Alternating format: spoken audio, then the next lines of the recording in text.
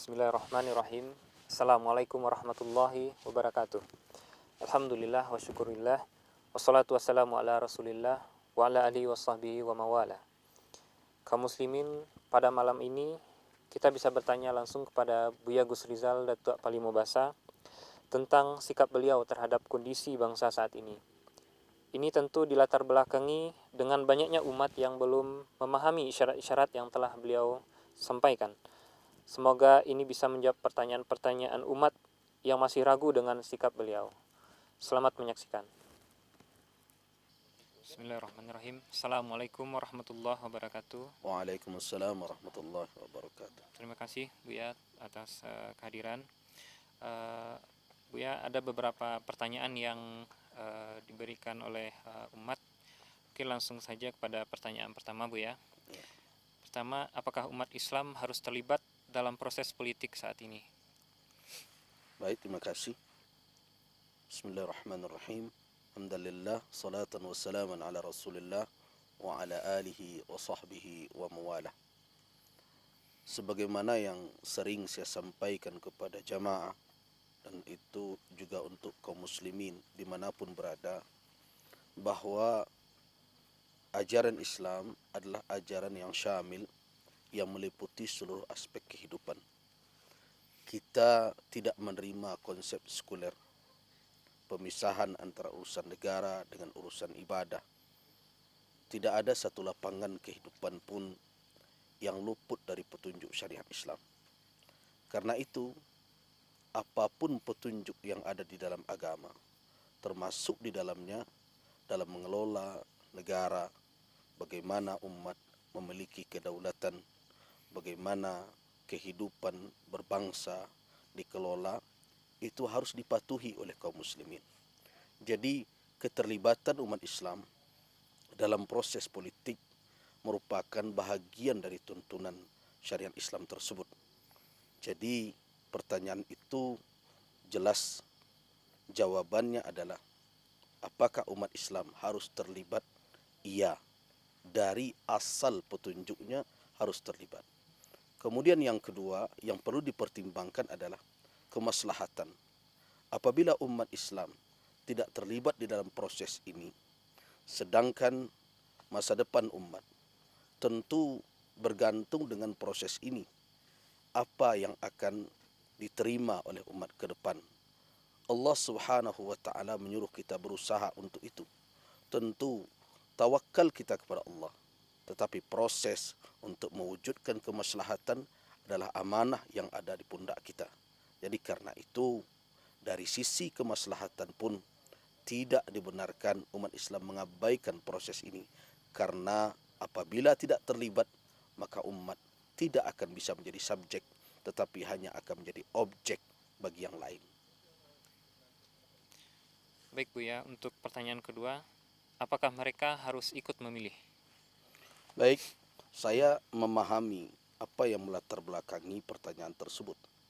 Karena ada komentar dan pandangan sebagian dari kawan-kawan para ulama dan juga da'i yang mengatakan bahwa sistem yang dianut sekarang belum lagi bersesuaian dengan sistem yang diarahkan oleh syariat Islam. Tapi saya berharap untuk saat ini, sementara kita tutup perdebatan itu terlebih dahulu, kita memandang kemaslahatan umat 5 tahun yang akan datang. Kemudian yang perlu lagi untuk dipertimbangkan adalah dampak dari ketidakikutan kaum muslimin di dalam pemilihan ini. Nah, sekarang memang memilih itu adalah hak. Hak bisa dipergunakan atau tidak. Karena itu sebagian ulama mengatakan bahwa hukum ikut pemilihan umum ini boleh. Tetapi kalau kita lihat dari maslahah yang harus kita wujudkan apabila kita tidak terlibat, maka orang-orang yang tidak faham dengan apa yang menjadi cita-cita kehidupan berbangsa, tuntunan di dalam agama yang merupakan yang dianut oleh mayoritas rakyat negeri ini, tentu itu yang akan menentukan. Orang-orang itu akan menentukan arah bangsa ke depan. Padahal Pancasila kita sepakati dengan tujuan agar kehidupan berbangsa ini tidak jauh dari nilai-nilai yang diturunkan oleh Tuhan, oleh Allah Subhanahu wa taala. Nah, karena itu mewujudkan kemaslahatan untuk umat adalah suatu keniscayaan, suatu keharusan, dan pemilu merupakan jalan diantaranya untuk mewujudkan itu. Jadi bukan hanya sekedar boleh. Saya menghimbau seluruh umat Islam untuk terlibat di dalam memilih dan memilih dengan mempertimbangkan tuntunan syariat, tuntunan kehidupan berbangsa, dan cita-cita mulia kita di dalam negara kesatuan Republik Indonesia ini. Baik Buya, kita lanjutkan untuk pertanyaan ketiga. Ya. Bagaimana semestinya sikap ulama? Apakah ulama mesti netral? Untuk memahami bagaimana semestinya ulama bersikap, harus dahulu memahami siapa ulama dan apa yang menjadi pakaian mereka, yang menjadi sifat mereka. Ulama adalah orang yang diberi ilmu dan tentu mengamalkan ilmu, dan ilmu itu berdampak kepada sikapnya. Salah satu sifat ulama yang disebutkan oleh Allah Subhanahu wa taala adalah khasyah. Innama yakhshallah min ibadihi al-ulama. Karena itu ketakutan ulama hanya kepada Allah Subhanahu wa taala. Nah, di dalam kondisi seperti ini, ulama mesti menghilangkan rasa takut, harus berani menyampaikan kebenaran. Nah, bagaimana? Apakah dia harus berada dalam posisi netral?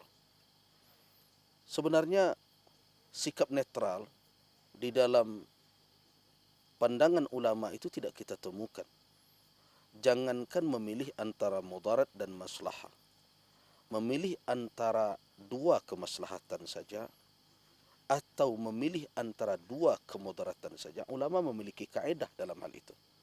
Apabila dua kemaslahatan bertemu, maka tentu yang diambil adalah yang lebih maslahat.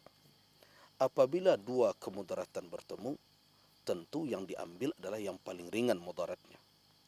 Jadi jangan samakan sikap istiqlal, merdeka, mandiri di dalam mengambil pandangan dengan netral. Netral bukanlah sikap ulama. Sikap ulama adalah dia harus bebas menentukan pendapatnya berdasarkan kepada tuntunan syariat, bukan netral. Buya, untuk pertanyaan keempat, bagaimana sikap Buya tentang isu khilafah yang saat ini diperhadapkan dengan Pancasila, Buya? Khilafah dalam makna umum tidak bisa dihindari oleh siapapun. Karena itulah tujuan Allah Subhanahu wa taala menciptakan manusia dan menurunkannya ke muka bumi ini. Allah Subhanahu wa taala berfirman, "Inni ja'ilun fil ardi khalifah." Itu adalah khilafah dalam pengertian umum, yaitu manusia mewarisi tugas-tugas untuk memakmurkan bumi ini. Sedangkan khilafah dalam makna khusus secara politik, yaitu ada kedaulatan yang ada di tangan umat. Sebenarnya isi dari khilafah itu manhajnya adalah manhaj kenabian, manhajun nubuwah. Manhaj kenabian adalah syura, permusyawaratan. Permusyawaratan itu di dalam prakteknya, dalam sejarah umat, direpresentasikan oleh ahlul halli wal aqdi, orang-orang yang memiliki kompetensi yang ditunjuk untuk mewakili suara umat. Nah, kalau kita bawakan ini kepada sila-sila Pancasila, ada sila keempat, kerakyatan yang dipimpin oleh hikmat kebijaksanaan dalam permusyawaratan perwakilan. Nah, kalau memahami khilafah, maknanya adalah menjalankan syura dengan sebenar-benarnya.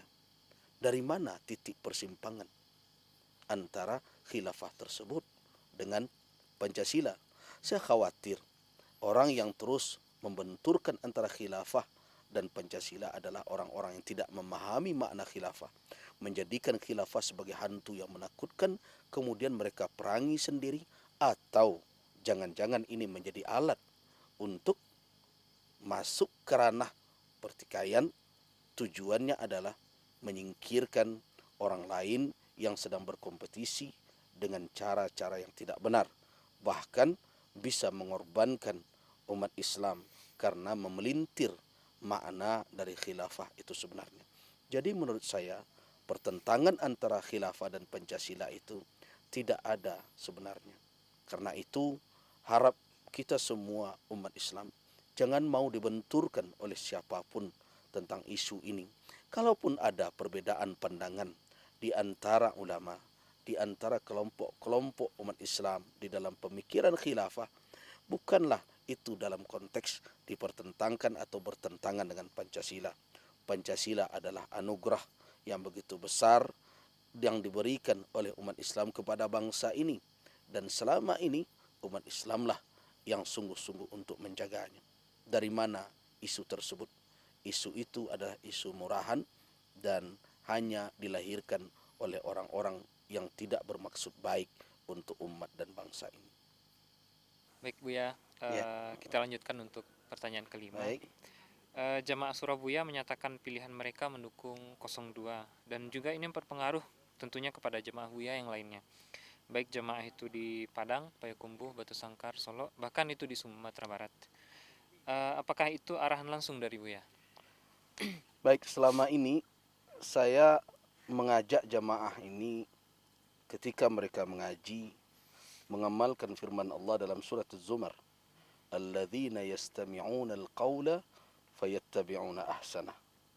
Mereka yang mendengarkan perkataan kemudian mengikuti yang terbaik dari perkataan tersebut. Nah, selama ini saya tidak pernah menyebut 01, 02, siapa nama, tetapi saya memberikan kriteria kepemimpinan, maksud dari kata adil, dan juga bagaimana tuntunan Al-Quran dalam memilih pemimpin. Mungkin ini yang mereka fahami. Dan tentu pilihan tersebut sudah berdasarkan kepada apa yang mereka dengar selama ini dari kajian, dari uraian yang saya sampaikan. Kemudian yang kedua, bisa jadi adalah dari berbagai macam pengalaman yang saya lalui. Dan saya selama ini terbuka dengan jamaah tentang perjuangan dakwah, tantangan yang kita hadapi di tengah masyarakat dalam kehidupan berbangsa. Di sini jamaah, saya sering berseloroh, kalau datang ke pengajian, jangan membawa kantong yang bocor. Bawalah kantong yang baik, sehingga kaji itu bisa ditampung dan dibawa pulang.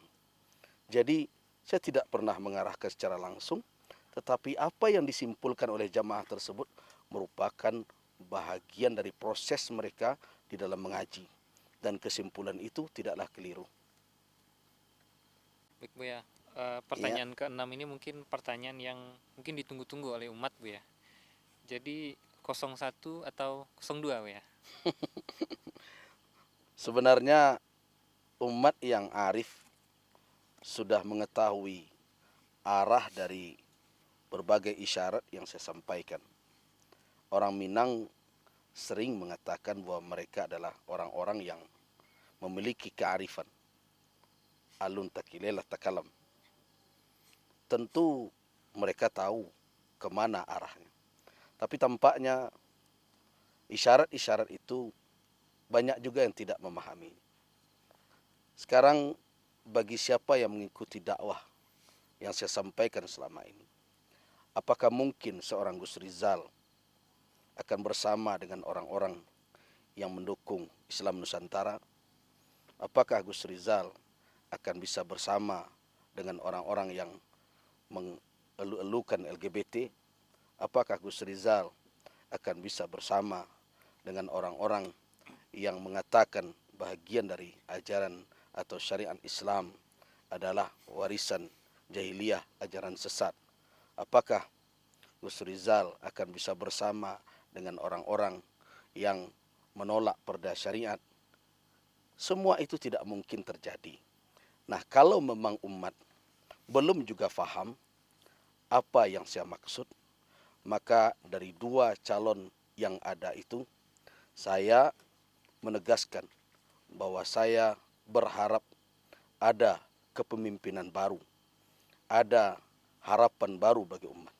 Dan itu tidak lain, tentu harapan itu akan berlabuh kepada Prabowo Sandi. Buya, untuk pertanyaan ketujuh ini, apa yang Buya harap dari dukungan ini, Buya? Saya berharap agar Prabowo Sandi mendengarkan suara umat dan memberikan harapan baru kepada rakyat dan kepada umat Islam. Kemudian tentu tidak ada harapan lain yang bersifat material duniawi. Yang saya harapkan adalah pemerintah yang baru membalikkan keadaan yang sedang dirasakan pahit getirnya oleh umat saat ini. Kemudian saya ingin mengatakan sebagaimana yang dikatakan oleh Nabi Nuh alaihissalam dalam surah Yunus, fa in tawallaitum fama sa'altukum min ajr in ajriya illa 'ala Allah wa umirtu an akuna minal muslimin. Harapan kita adalah umat Islam punya harapan yang lebih baik.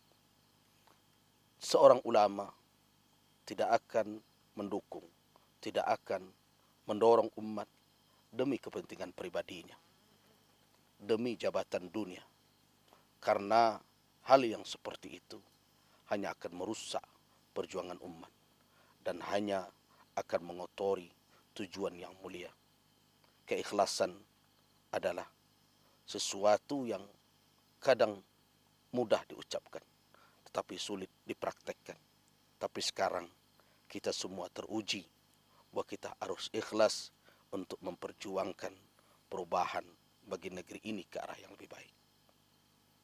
Buya, untuk pertanyaan terakhir, Buya, apa pesan yang ingin Buya sampaikan kepada umat? Saya berharap umat Islam mempergunakan hati nurani dan memfungsikan anugerah Allah Subhanahu wa taala, akal untuk memberikan pertimbangan, dan lihatlah keadaan tidak hanya dengan penglihatan mata tapi juga dengan penglihatan hati. Jujurlah di dalam bersikap, dan saya menghimbau umat untuk hadir ke tempat-tempat pemilihan umum. Tinggalkan sikap golput, terlibatlah di dalam proses ini, dan pilihlah orang yang akan membawa perubahan ke arah yang baik, supaya kita punya harapan, dan itu tertumpang kepada Prabowo Sandi nomor 02. Dan saya juga mendorong seluruh umat, baik di Sumatera Barat maupun dimanapun, agar bersama-sama mengawal proses ini. Jangan biarkan terjadi kecurangan, jangan biarkan terjadi pengkhianatan, jangan biarkan terjadi berbagai cara-cara yang tidak terhormat. Karena kalau ingin kita melahirkan pemimpin yang kuat, kita harus bisa untuk menjaga proses ini, proses yang jujur, sehat. Tidak akan pengkhianatan, kecurangan akan melahirkan pemimpin yang bisa membawa perubahan. Yakinlah itu, baik kaum muslimin.